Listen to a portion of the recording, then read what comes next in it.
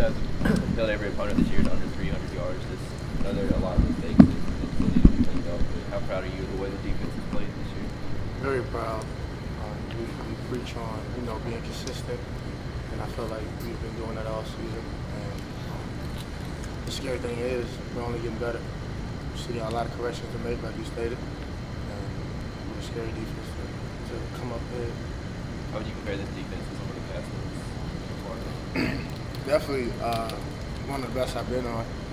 Last year, good defense, good team overall. Going 15-0, something that never been done, dust ever. And, when it's all said and done, I believe that this could be the best defense to ever come to Clemson. Coach Venables was saying behind Isaiah, you're one of the more versatile guys in the defense. Is that a role you take pride in and kind of a pride to play? Oh, most definitely. Just going in and play any position that he wants me to play. Just doing anything I can to, help the team. That's all I'm about, is team and winning. And that's why we play the game to win. We don't play to lose. We don't play not, to lose. And, I harp on, me having the ability to go play any position he wants me to play, because it's important to, have that, versatility on the team. Injuries happen. It's a long season, especially if you're trying to go all the way. So, me, having that ability to play multiple positions just helps the team ultimately. So. Why do you feel like this defense could be one of the third? I think you said the best. Being the best to come through here. Just what about it? Just what we can do. The versatility we have, the great front we have, the great back end we have. It's not that big of a drop off, in my opinion. Through the first 7 games, I believe that we did better than last year's team anyway. But it's just our togetherness and us, playing as a team, as one collective unit, and the fact that we can just continue to get better. It's really scary. So we'll definitely see, games ahead to see, where we're at. But I believe that this is going to be a special defense, because we got a great coach that just strives to be the best. Each and every year he starts all over, and he pushes us to get the best out of us. And us being a mature and elite and great leadership in the back end has also helped us on the defensive side. So that experience that we have on the back end is definitely big for us. So I believe that that defense can, like I said, only get better. Kayvon, Boston College. Is it possible that you guys could be better this year than last year with all that great talent that we've gone to the NFL? Yeah, I think it's possible. Or did you think it was possible coming into the season? Oh, most definitely. I never doubted my team. Just like last year, they had a great defense the year before that, I believe. So each and every year you got to start over, and that don't mean you lose hope. That don't mean you lose faith. You come each and every year knowing that you're going to be the best. If you don't have that right mindset, then you don't need to be playing for our defense. Each and every year we start over, but we want the best out of each and every player, each and every game. Kayvon, BC presents a totally different animal this week. They show up with multiple sets and multiple tight end formations. What is your key as a safety back there looking into that offense when they set up their offensive line? We got to tackle well. We got to do a better job tackling. We missed a lot of tackles these previous games that we had. And as a secondary, definitely we got to tackle better. We got to be more aggressive, taking more ownership of it, taking pride of it in practice, and continue to just get better in our technique. I believe that we don't have to really necessarily worry about what they do. We just got to worry about what we can do. We do a lot focusing on ourselves, a lot of self-evaluation, what we can get better on, because we perform the way we're supposed to. We'll come out on top every time. Where do you think some of those things tackle the Louisville stem from? You said come from? Yeah. Mostly just attitude. Later in the game is where we miss the most tackles. And, a lot of guys get lax in their doing. They don't think they need that type of attitude, that type of aggressiveness to continue to get get guys on the ground. And we got to just do a better job of continue to have that intensity throughout the entire game. How do you think the starters did tackling wise? Oh, Sarge did well. I feel like that we have to tackle better as well. As a unit, as a whole defense, we have to tackle better. D-line, linebackers, secondary. We just got to continue to bring that intensity each and every play. And what I want is a shutout. I want to actually be the team that dominate them from the beginning of the whistle to the last of the whistle. And in order to do that, we have to dominate each and every snap, and we have to tackle well each and every play. Is that a message you kind of, I guess, pass along to maybe some of the backups, younger guys that do get in the fourth Oh quarter? yeah, we harp on it every game. It ain't just games that we miss tackles. We do it every game. We make sure that the guys behind us know just as much as we do, because that's what you're supposed to do as a leader. When I leave here, I want the secondary to be 10 times better than what I was. So in order to do that, you have to lead them and make sure that they're getting more than what expected of themselves, because a lot of times a lot of guys get discouraged because they back up, but they don't realize their time is coming. And when they do realize that, like I did at an early age, coming in as a true freshman playing, so when I did that, it helped me to play better. That's why I'm sitting in front of you guys today. You speak of leadership. What about a situation like it happened with Andrew Booth on Saturday? What do you tell a guy like that, speaking from a leadership role? All the seniors was just me especially, because me and Booth are very similar, and especially how we came in. He playing as a true freshman, I was playing as a true freshman. A lot of similarities, how his attitude was, how mine was. And I just, I talked to him personally, just tell him to stay the course, even before the game. A lot of things go home. I'm going to go home in people's lives that we, don't know about. And a lot of times we use football to express that anger, and sometimes that can get ahead of us. And, us being a leader, it's already handled, and we're going to continue to get better. I promise you it won't happen again. And with Andrew Booth, being Andrew Booth, just continue for harping on him to just be himself. Don't, try to be somebody you're not. Don't try to do too much. Just live for the moment and just always know that your time is coming. There's a lot of frustrations, that you have being a highly recruited guy, you're not playing as much as you should.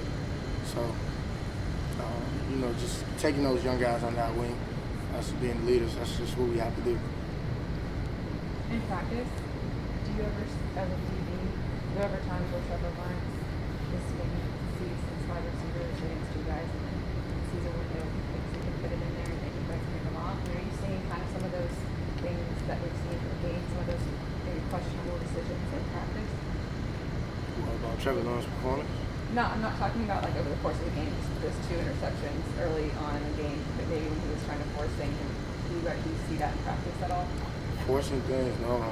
He makes a lot of great decisions. A lot of those interceptions that he may have may be miscommunication with receivers as well.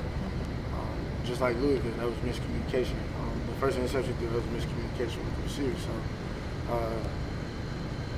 the lack of communication, I feel, is what's been missing for the offense. So we're only getting better though. I feel like definitely throughout the game he got better.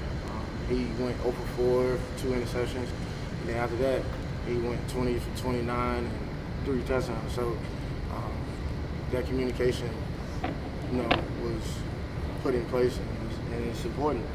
And even during practice, he does a great job leading the guys and communicating well on the field and off the field. And I don't feel like he has any weaknesses on just fitting into tight windows. Just a lot of times the ball just don't go either way. A lot of quarterbacks, like even Deshaun Watson, he started off the same way. I believe so.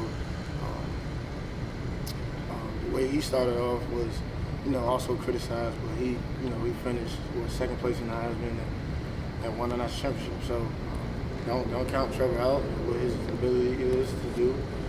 He's still the best quarterback in the country, and he's going to prove that week in, week out. Is Andrew a guy you kind of took under your wing?